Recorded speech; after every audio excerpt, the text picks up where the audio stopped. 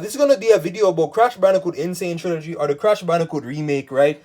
So this is basically like a 3-in-1 type game, 3 games in one, and it's a remake of the original 3 Crash Bandicoots. Crash Bandicoot 1, 2, 3, right? And then this also includes bonus levels.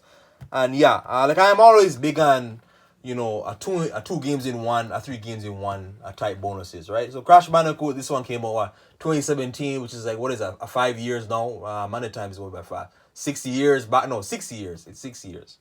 So what I remember like from Crash Bandicoot, Insane Trilogy, I playing the game, like you always gotta look out for C boxes. So the C boxes, they're basically checkpoint boxes. Checkpoint boxes are very important because if you don't hit the checkpoint boxes, you'll be set back to the start like of the a level or whatever. And it's like a level by level type thing as a platformer, right? And again, at least a platformer is really gonna challenge you. Are really gonna challenge you.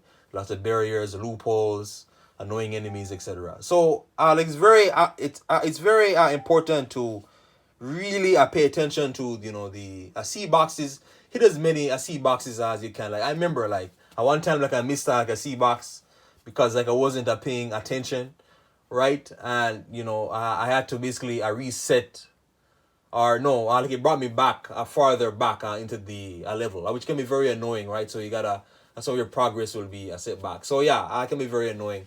And as well at a hit, so dying on this game is very common. You're gonna fall to your death. You're gonna burn. Tons of things in this world can kill you. You're gonna drown. Enemies. You're gonna be spiked, and yeah, lots of things that can kill you, like in this, a platformer, right? And that's the whole I think about the loopholes in this game. There's for example, there's one area in the game the bridge, so the sky bridge type thing. Hopefully, like I'm gonna show some gameplay of it here, and and the sky bridge type thing is like where you're literally like on the sky bridge and you gotta walk slowly on the sky bridge. The sky bridge is very important because it's kind of tricky because there are certain platforms or wooden ledges. Once you touch them, the wooden ledge is gonna break, so you can't go on these wooden ledges. And there's other ones, weakened ledges. So the weakened ledges, if you stand on it too long, it'll fall. But the broken ledges, once you stand on it, you're basically gonna fall. And the sky bridge level, it was always very tricky. It was always extremely very tricky. It makes no sense because the enemies they can defy gravity, right? So the turtles can be walking on, air, basically like on air or yeah. While if you try to do the same thing, you're gonna fall to your death, right? Yeah. So lots of loopholes and if enemy if any enemy touches you, whether it be whatever it be, like a shark, a turtle, a rat, a penguin, you're dead. Basically, you're dead, unless if you have the Budwika shield or armor, so you can take multiple hits. Crash Bandicoot again. So a Crash Bandicoot again, lots of those things. So lots of the loopholes. A lot of it though is timing your jump. So timing your jump, right? And from what I I heard some people saying that the jump in the original game, so the original Crash Bandicoot game, like from the 1990s, those ones, the jump was slightly like you stay like in the air longer compared to this one. And yeah, the jump sometimes can really mess you up. It can sometimes be inconsistent, but yeah, it's all about timing how you jump onto other platforms. There's for example like this one platform where it's kind of like this one arc tube or whatever. There's an arc tube, and then some of the tubes are like elemental type thing. So I believe some of the tubes will have fire, and the other one will have ice, a cryo type tube. And basically, if you touch a fire tube, you're gonna die. And you gotta time your jump to make sure you do not land on the fire tube. So yeah, lots of those type of things. And for example, there's other ones too. Plenty of other examples too where there'll be also bosses like in this game. So these bosses can really be fun. The bosses, for example, you have Doctor Midnight.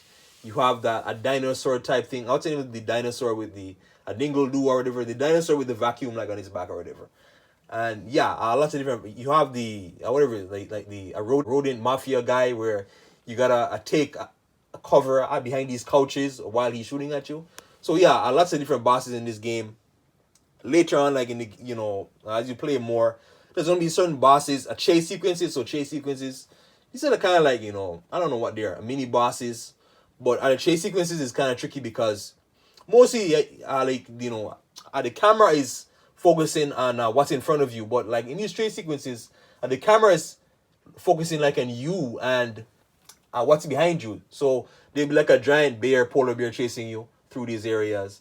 And what was very annoying about this, you can't see what's in front of you.